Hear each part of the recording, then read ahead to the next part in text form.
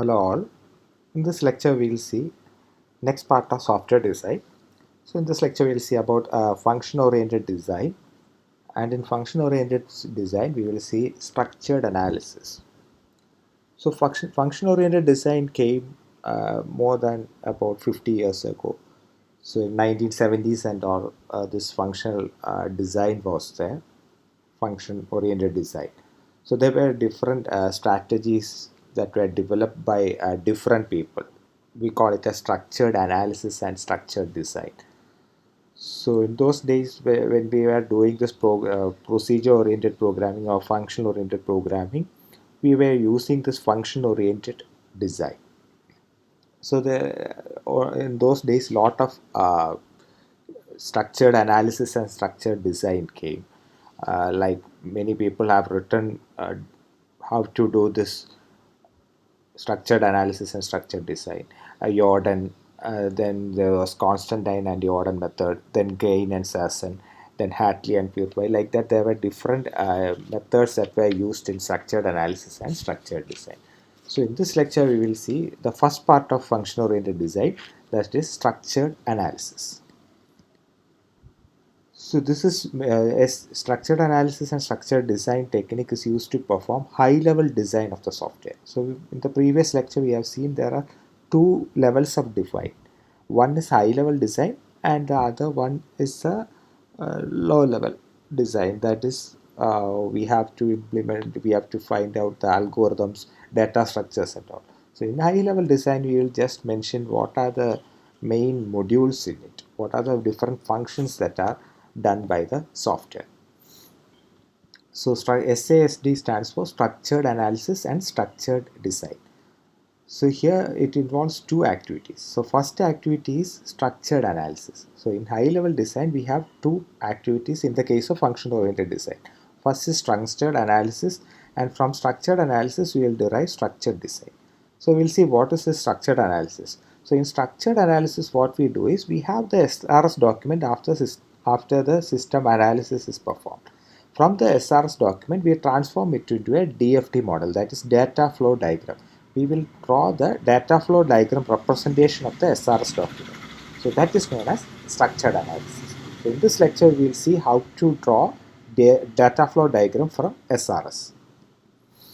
Then after drawing this data flow diagram, then we have to convert this, we have to transform this data flow diagram into structured charts. So that is known as structured design. So in function oriented design we have two techniques. So we have to perform two activities.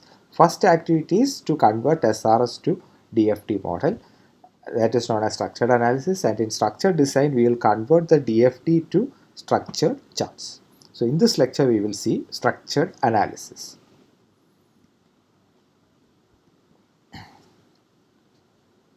So here what happens is we will start with the analysis. So we will start with the SRS document, and from that SRS document we have to find out the different functionalities of the system. So from that functionalities we will try to draw the data flow diagram. So in structured analysis, there are some few principles that are to be followed. First one is top-down decomposition approach is followed here. So we will start with a high-level function and we try to decompose it into different sub-functions. And from those sub-functions, we again try to decompose it into again sub-functions. Like that it will go on until we could write simple lines of code in the leaf nodes. So we apply this top-down decomposition approach. Here what we use is the principle of divide and conquer. We know divide and conquer, so we try to divide the whole problem into different sub problems. So each high level function will be decomposed into detailed functions. Then we represent it graphically using data flow diagrams. So graphical representation of analysis will result in this data flow diagram. So a data flow diagram is actually a hierarchical graphical model of the system. So it represents the different processing activities or functions that the system performs, and also the data interchange among those functions. So data flow diagram shows the different activities or functions that the system performs, and also data interchange among these functions is also represented in the data flow diagram. Okay, so it is a hierarchy graphical model of a system that shows different functions that the system performs and also the data interchange among them. Then it is also known as bubble chart. It is also known as bubble chart, and it is simple to understand, and it is very easy to draw this data flow diagram, and it is very easy, very convenient. It is simple to use this data flow diagram. So we will see how to draw this data flow diagram this lecture.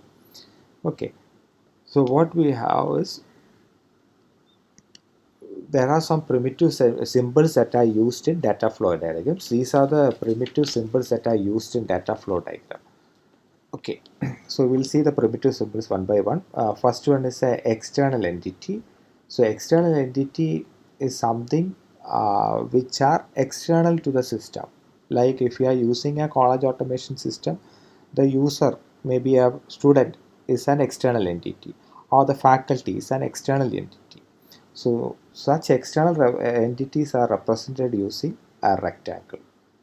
Okay, so the external entities are physical entities external to the software system which interact with the system by inputting some, by giving data to the system, or by using some data produced by the system.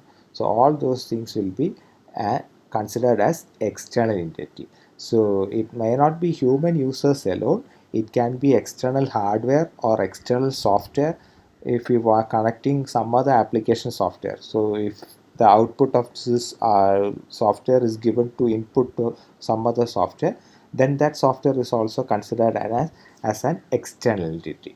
So what all, so whether it is a human user or whether it is a software or hardware which interacts with the system are known as external entities. So external entities are represented using rectangles in data flow diagram. Then we have process, or we call it as function symbol. So a function or process is represented in a circle. So or it is also called a bubble. So that is why the name is this data flow diagram is also known as bubble chart. Okay, so all the processes and all the functions are represented in bubbles or circles.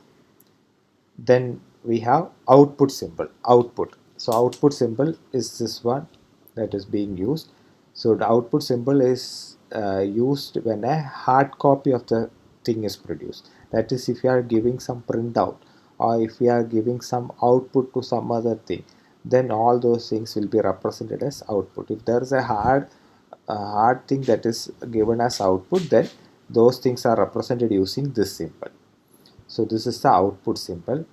Then we have the data flow symbol. So data flow symbol, so it is a directed arc or an arrow. So it is also an arrow or directed arc. So this is known as data flow symbol. So this represents the data flow occurring between two processes. So if there is a symbol, if this arrow is connecting two processes, two bubbles, then that means data is flowing from this process to this process. So these are known as data flow symbols. Okay. Then we have data store symbol. So it is a double line. Uh, so it represents it is or two parallel lines. It is represented using two parallel lines. So it represents some data store, or if we are storing it in database, or if you are storing it something in the file, everything those kind of data. So if you are storing some data, then it is represented using this parallel line. So this is the methodology that is you followed by Jordan's notations. In if you see some other notation, they will be using some other symbols for data store and all. In some books, it will be double lined rectangle and or one end open rectangle, like that. There will be different symbols. In this book, we'll be following this as data store symbol. Okay, so it depends on the methodology that we are following. So I have already mentioned SAST was designed by different people. They have written different papers. So based on that, we can follow any of the symbols. In this book, we will be following this data store symbol as the parallel lines. Okay, in some books it will be a one-ended open rectangle. Okay. Then before going into this, how to draw this data flow diagram, we have to see what do you mean by the synchronous operation and asynchronous operation. So synchronous operation is if two bubbles are directly connected by a data flow arrow, then it is known as synchronous operation. So two bubbles or two circles are directly connected by a single data flow arrow, then it is known as synchronous operation. It means that they operate at the same speed. So they operate at the same speed. Then asynchronous operation is there. In asynchronous operation, if two bubbles are connected through a data store, so in between two bubbles, if there is a data store, then it is known as asynchronous operation. Speed of operation are independent. Here the speed is dependent because one has to finish its operation. The first process has to finish its operation and give it to the second process. So we'll see an example. So this is an example for a synchronous operation. Here there are two bubbles which are connected directly by a data flow symbol.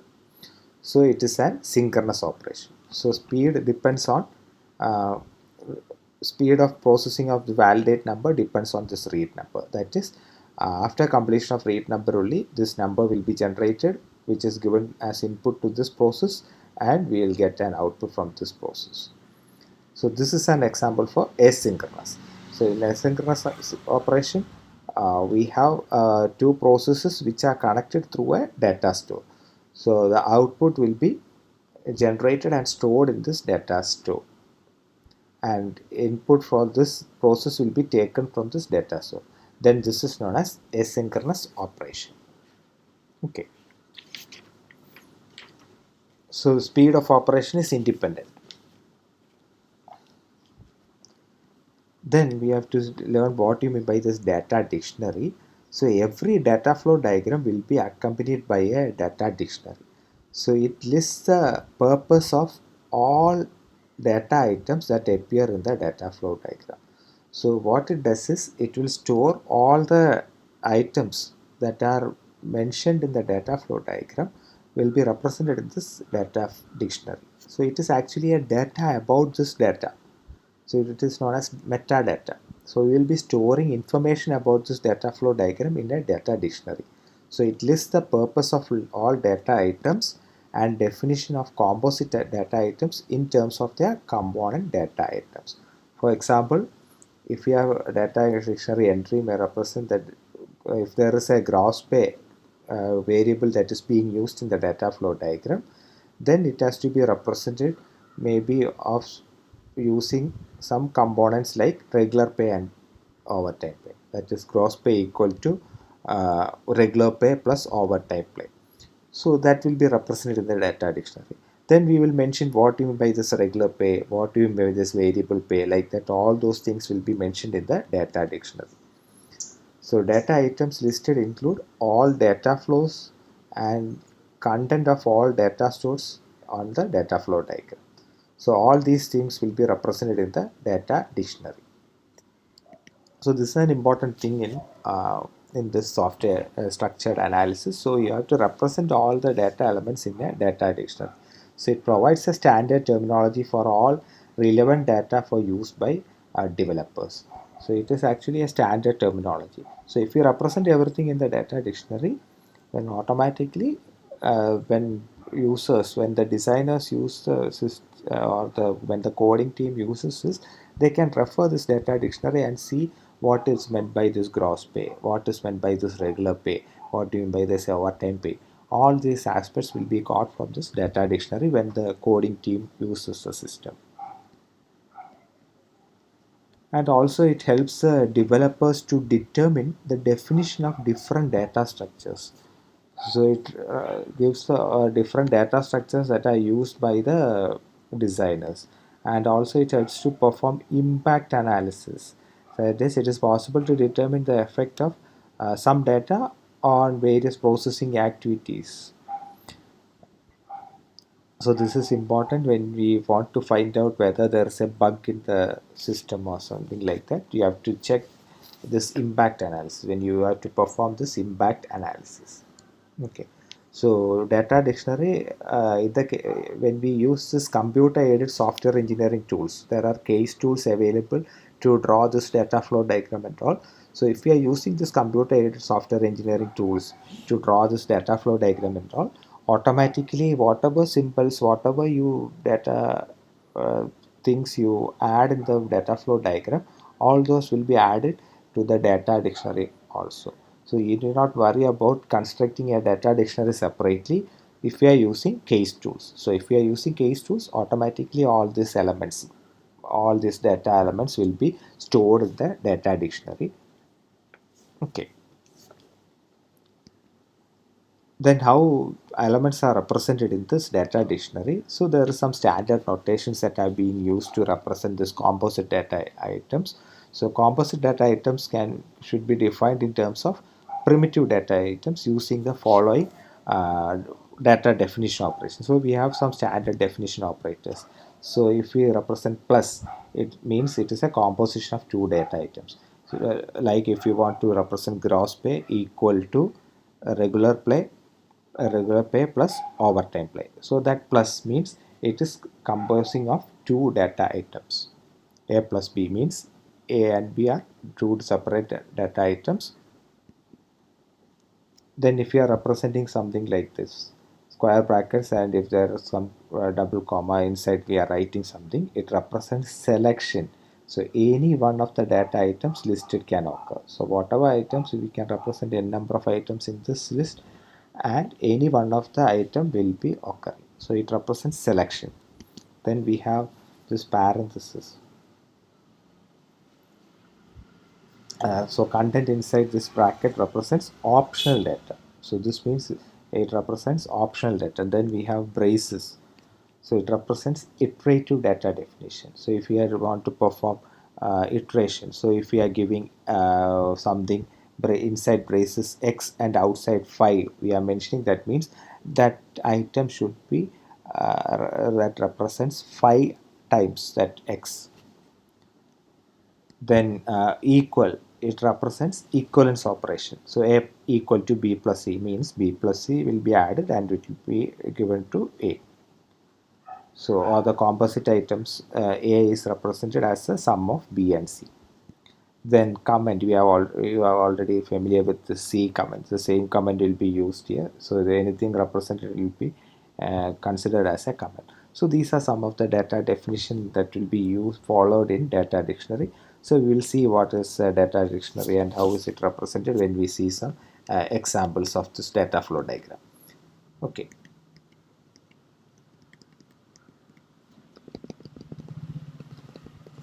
So next is developing this data flow diagram of a system. So how to draw this data flow diagram? So data flow diagram model. So DFD model means we have to draw the data flow diagrams and also there will be a single data dictionary. So if we may have 10 data flow diagrams, but data dictionary will be only one. So all the data elements will be represented in a single data dictionary. Okay. So developing DFD model means we have to draw all the data flow diagrams and also we have to mention the data dictionary also. So DFD model graphically represents how each input data is transformed to its corresponding output data. So data flow diagram model consists of many data flow diagrams and a single data dictionary. So data model of a system is constructed using hierarchy of data flow diagrams. So it actually represents hierarchy of data flow diagrams. I will show one next figure. So top level DFD, or it is known as level 0 DFD or context diagram, and level 0 and level DFD consist of only one data flow diagram page. So level 0 will consist of only one data flow, and level 1 also will consist of only one data flow diagram, and level 2 may contain up to 7 separate data flow diagrams. It should so level 2 should be it should have at least 3 to and maximum 7 separate data flow diagrams. And level 3 may have up to 49 DFT diagrams, because uh, each DFT in level 2 can have 7 separate data flow diagrams. So there will be 7 into 7, 49 data flow diagrams in level 3. But everything will be represented in a single data dictionary. So this is the hierarchy. So I have mentioned that it's a hierarchy. So this is level 0 diagram. Level 0 DFT diagram means there will be only a single diagram. And level 1 also will consist of only a single data flow diagram. But level 2 may contain up to 7 data flow diagrams. Level 2 will contain up to 7 data flow diagrams. And in level 3 may contain up to 49 data flow diagrams, because under each data flow diagram we can have up to 7 DFTs. Like that it will go on. So we'll start from here, then we'll draw this level 1, like that it will go on. And there will be a single data dictionary which represents everything. So it will be something like this: data dictionary, total pay means basic pay plus overtime pay. Like that will be representing all these things in the data flow data dictionary. So we'll see how to draw this data flow diagram, level 0 DFT. So first one is context diagram or level 0 DFT. So it is the most abstract high level data flow representation of the system. So this is the most abstract high level data representation. That is highest level of representation. So this is the abstract view of the software. So the bubble in the context represents the name of the software that will be developed by the system. So it represents the entire system as a single bubble. So I have already mentioned that context diagram will contain only a single data flow diagram, and in this data flow diagram we will have only a single bubble, and that inside that bubble we will simply mention the software that is going to be developed. So bubble is annotated with the name of the software system being developed, and usually we use a noun to name the bubble. Okay, so this is an example for level 0 DFT. So we have only a single name. So the software name is Tic Tac software. Tic Tac Toe, that is a game software you have already used to play with X, and we'll be putting X and 0 marks. O, and if you have 3 x's in the same line, then you win. So the same tic tac software, if you are going to develop, then it will be like this. So it will contain only a single bubble, and here we have an external entity, that is a human player. He will be moving, then that software will be displaying the result. The computer will be making move and it will be displayed. Again the human moves, it will be going on like this. So this is the highest level of abstraction. So this is known as level 0 DFT. So in level 0 this will be a noun. Tic tac toe, it's a noun. That word is a noun. So it represents the name of the software. Okay. Then after level 0 we have to again refine to get the next level, that is level 1 DFT. So it contains level 1 consists of 3 to 7 bubbles. So the system will be, so what we do is from level 0 we try to split it, we try to find out 3 to 7 subfunctions of level 0. To develop level 1 DFT, examine the high-level functional requirements in the SRS document. So in the SRS document, we have already represented the functional requirements. So we take the high-level functional requirements and we represent it into 7 different bubbles. So, and then what you have to do is next examine the input data to these functions and output by these functions. So this is how we will have to find out we have to draw the level 1 diagram. So what we do is we examine the SRS document, we take the high level functions, and for each function what is the input and what is the output for each function. So if system has more than 7 high level requirements, then what we do is some of the requirements should be combined to make it 7. So why that number 7? So here also I have mentioned 3 to 7 bubbles should be there. So it should not be more than 7. So if we make it more than 7, then we have already learned in the first lecture, it is difficult for a human person to remember more things. We can, as per the human psychometric complexity, we can remember only 7 plus or minus 2 items. So due to the fact that a human person can memorize only 7 items, the same thing is applied here. So we'll be finding out only 7 high level requirements. Even if there are 8 or 9 requirements, what we have to do is we have to combine some requirements into a single requirement, and we have to make it 7 high level requirements. If less than 3 requirements also, we have to split it into 3 sub functions. Even if we find out only there are 2 high level functions, then again we have to make it 3. What you have to do is we have to decompose into some sub functions and make it 3. So in level 1 DFT, what you have to do is we have to make it into 3 to 7 bubbles. So for that, what we do is we apply the principle of decomposition. So each bubble in the DFT represents a function performed by the system. So here the bubbles are decomposed into sub-functions at successive levels of DFTs.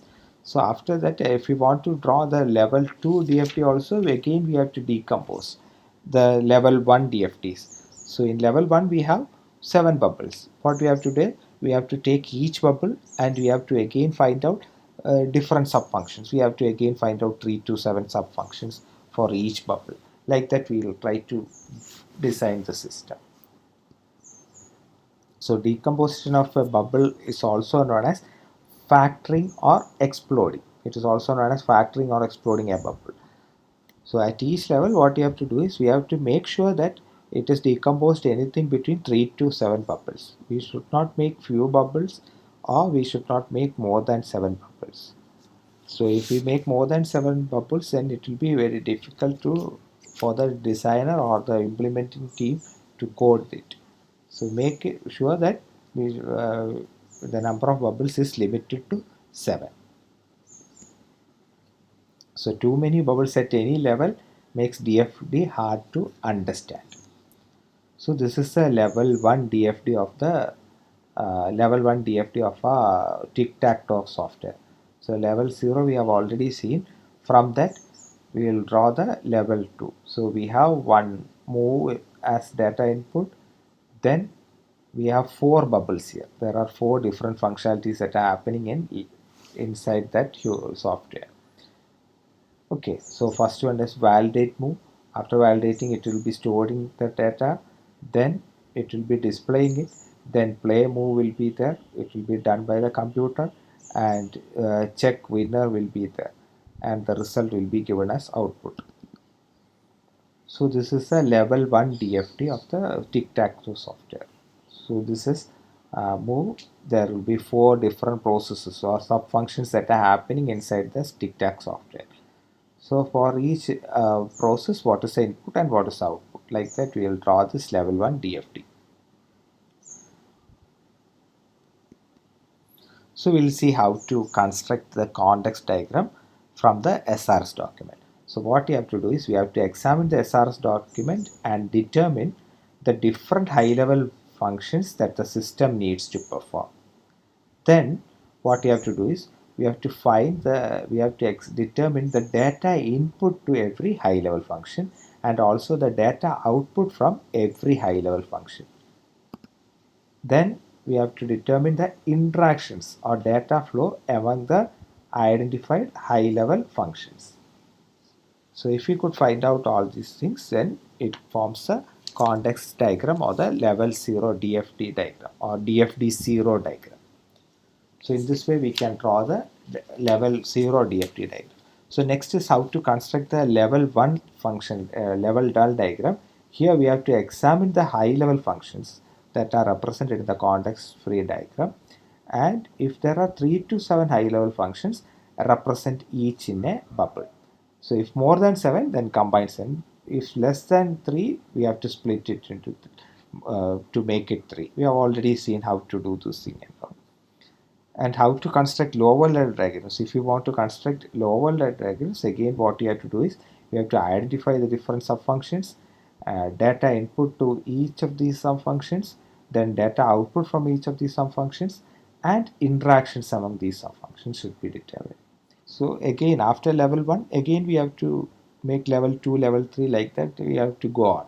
So if you want to draw level 2 diagram, what you have to do is you have to identify the subfunctions and of each bubble, and we have to identify the data input to each of these subfunctions and data output from each of these subfunctions, then also the interaction among these subfunctions.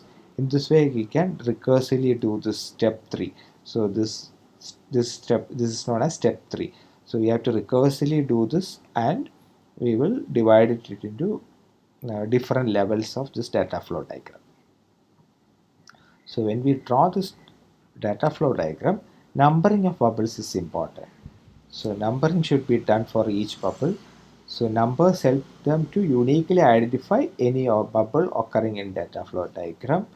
So bubble at the context level is usually assigned the number 0. Bubbles at level 1 are numbered 0 0.1, 0 0.2, 0 0.3, like that it will go on.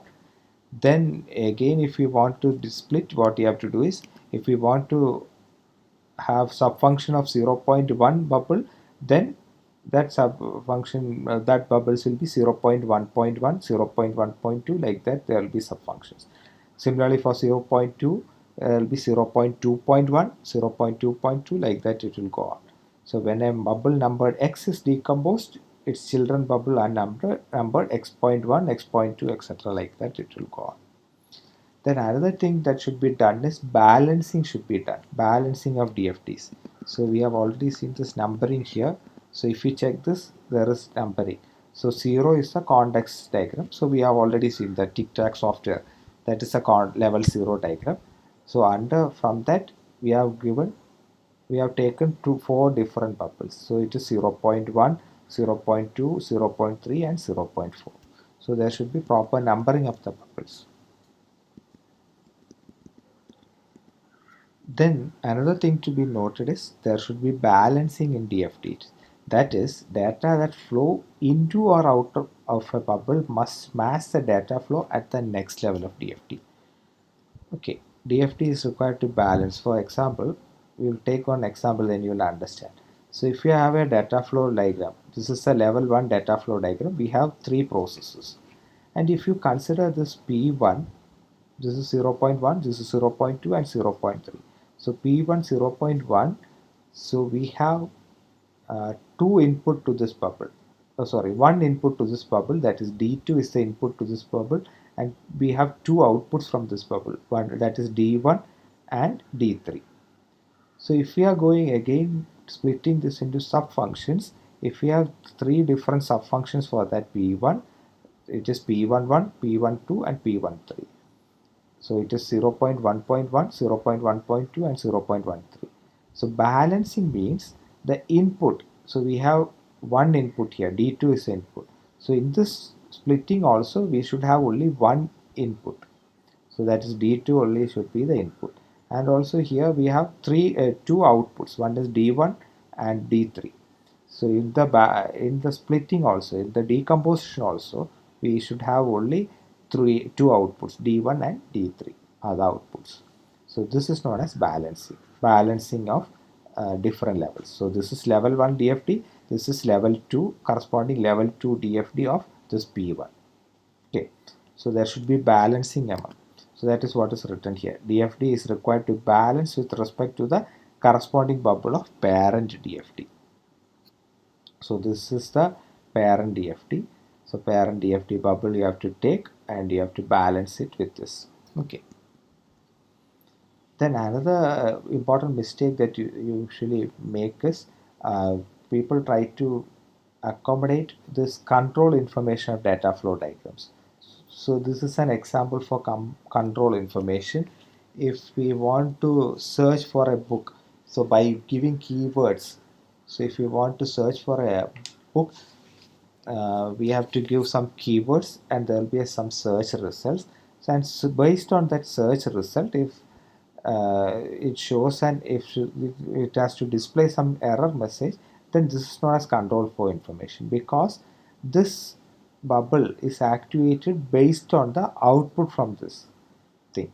So it is actually controlling this functionality. So those control information should not be represented in a data flow diagram. For representing control flow information, we have to draw some other diagram. So here only data flows should be represented in a diagram. So we'll see some of the errors that people used to make while constructing this DFT. So first mistake is drawing more than one bubble in context diagram. So in context diagram there should be only a single bubble. So we should not commit by drawing. We should not commit this mistake by drawing more than one bubble in the context diagram. Then context diagram. Uh, then the external entities appearing at all levels of DFT. So when we draw DFTs, external entities should not appear at all levels of DFTs. So external entities are interacting with the system should appear only in the context diagram. All the external entities should appear only in the context diagram. Okay. To have either too few or too many bubbles. So there should be 3 to 7 bubbles per diagram. We have already seen that. Then attempting to represent control information in a DFT. So we have already seen that example also. Then different levels of DFT left unbalanced. We have seen what you mean by this balancing of DFT. So balancing should be done in the data flow diagram at every level. At every level, you have to make sure that the balancing is happening. Then trying to represent when or what in what order different functions are involved. So this order should not be represented in the data flow diagram. When the first thing should happen, when the second thing should happen, all those things should not be represented in this data flow diagram. Then a data store cannot be connected to another data store or an external entity. So this should also be noted. We cannot connect a data store to another data store, or it cannot be connected to external entity also. Then all the functionalities of the system must be captured. This means whatever functionalities that we have mentioned in the SRS should be represented in the DFT model also. Now, and only those functions of the system specified in the SRS should be represented in the DFT diagram. We should not add some other functionalities. Only those functionalities that are represented in the SRS should be drawn in the data flow diagram. Then improper or unsatisfactory data dictionary. So this is another error that we used to make, but if we are using case tools and all, this data dictionary will be automatically updated.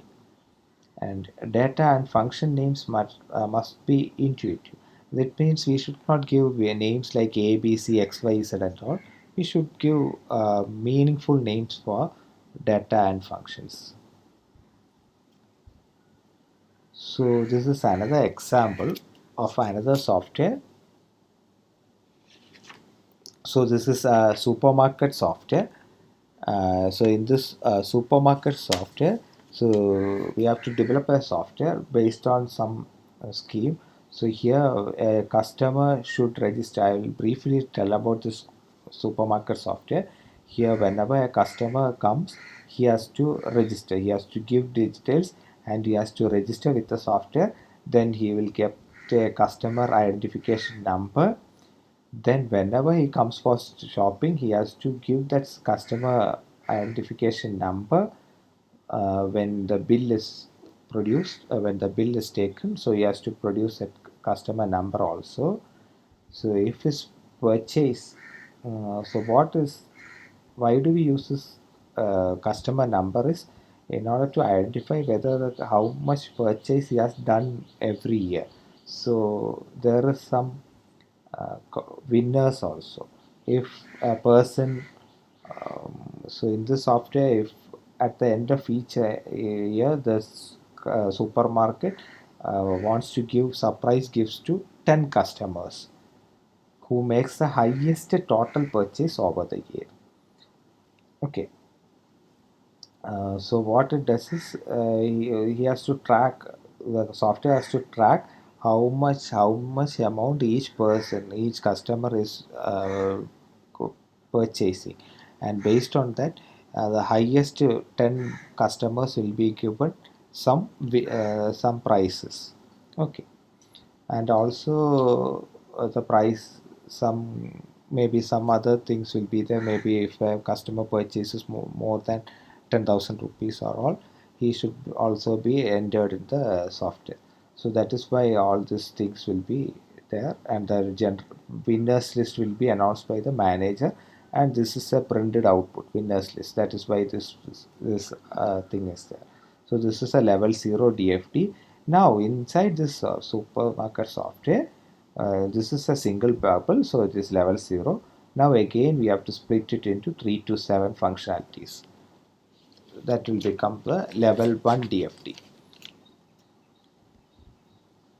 Okay, so this is the level 1 DFT. So level 1 DFT, if you check, it is already balanced. So here the input to the software is customer details, then sales details, generate winner command. The output is customer number and winners list. So if we check this, so customer details is the input, then sales details is the input, then also generate winner command is also input to the system. Then there are two outputs, one is CN and the other one is winners list. So in this level 1 we have identified three different functionalities for this thing. So we have to register customer, then register sales, and also generate winner list. So these are the three different functionalities of this thing. So customer details will be entered and the customer number will be generated based on this registration. All those things will be stored in a file. We call it as customer data file or something. Then based on the customer data input, and also from based on the, for whenever each sales happen, all those register sales details will be stored in the sales file, sales info file, and based on the sales information and the customer data, this generate winner list will be processed and the winners list will be uh, announced at the end of every year. Okay, so this is level 1 DFT. Now again we have generate winner list is there. It should have some functionalities, because I have mentioned there are some conditions. There should be some purchase. We have to find out the 10 top performers and also the those people who have purchased more than 10,000 and all. So that is there are four different sub functionalities happening inside that, happening inside this generate winner list. So if we see that we have three inputs and one output. So one is customer data, sales info, and generate winner, and the output is winner list.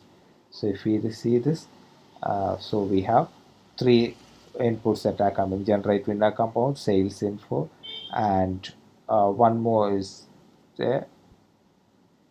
So this one, the sales info. The sales info is also there. So the sales details, sorry, sales info, then one, so it is based on 0.23. So we have sales info and customer data that is coming. So generate winner command is there, sales info is there. Okay, and this generate one more data is coming here. Okay, so all those things will be there, and based on that we have found out that there are four different functionalities that are happening inside that. So we see the number, you see the numbering also. This is 0.1, 0.2, and 0.3. So we have split it, we have decomposed 0.2 into four different functionalities. So these are the different functionalities, four different functionalities are there. So we have a reset also. So at the end of every year we have to reset that sales, because from next financial year onwards we have to start from the beginning again. So at the end of every financial year we have to reset the sales data. So all the sales info data will be deleted after generating this thing. So we are giving some gold coins to the winners list. So this is a level 2 DFT. Like that, if we want to decompose, we can again decompose. So if we want some other functionalities that are happening inside this generate gold, then again you have to split it to another level of DFT. Okay. So this is another example. This is an example for trade housing automation system. So here it is a computerized system to automate various bookkeeping activities within, that are happening inside a business. So they have some customers will be there. So all these examples are there in your text. You can refer this text. I just want to see how to show how the context diagram will look like. So there is a single bubble in the context diagram. So there will be a different output, and this is the external entity. Okay, so all these things will be there. So this is the output, and all these are external entities. Then this is a corresponding level 1 DFT. So we have four different sub functions. So from that high level function we have found out four different high level functions. Again, we might have some other sub functions happening inside each sub function. Like that we can go on splitting like this. So this example is there in your textbook. So this is a sample data dictionary for the same automation software. So this is the response. It will be should be calculated like this. A query should be like this. Then this is a comment. Then period should be like this. Should be in this format. Like that we can represent. Date should be in this format. Then year is an integer, month is integer. So all those things will be like this. So this represents. So if you represent, this means it into that number of times. Then like that. So this number of times, all these number of times. So this is iteration. This shows some iteration. Okay. So in this way we can represent data action. This is a sample data dictionary. There are the other data elements also. You can refer the text. Okay. So we'll see what are the shortcomings of this data flow diagram. So what are the problems associated with sort data flow diagram? We can check for textbook for some other examples also. You can refer internet for different data flow diagrams also. So there are some shortcomings for this data flow diagram. So first one is we judge the function performed by a bubble label. So here we represent the function by a symbol label inside that bubble. So short label may not be able to capture the entire functionality of the system. So that is the important thing. So by giving a short label to the we cannot identify what the actual functionality of the system. So it won't be a meaningful way to represent functionality. And another aspect is control aspects. How to represent these control aspects are not defined in the data flow diagram. We have already mentioned control information won't be represented. So how to represent this control information is not mentioned in the data flow diagram. So we cannot say what should be the input or what should be some how should a process should be invoked. All those control information is not stored in the data flow diagram. Then decomposition, method of carrying out decomposition depends on the choice of analyst. So it is up to the analyst to decompose. So if we ask two different persons to draw the data flow diagram for the same software, their data flow diagrams will be entirely different. So decomposition is based on the analyst. So analyst may find out that these are the high level functions and these are the sub functions like that. So it depends on the analyst's data flow diagram. Okay. Then improper data flow diagram, that is does not provide guidance to how to decompose into a function into sub functions. So there is no method, no guidance is provided on how to decompose a sub function into its sub functions. So it is depends based solely on the person who is doing this thing. So these are the shortcomings of this data flow diagram. So there are different other diagrams that came for to represent control flow information. Control flow diagram was represented, everything was there. So we have to study only about this data flow diagram. So sometimes questions will ask so draw the data flow diagram of college automation software. So this is the first diagram. So you have to write an abstract of that software. Then you have to find out the high level functionalities and you have to draw level 0, level 1, level 2, level 3 diagrams. Okay. So that's all about structured analysis. Thank you.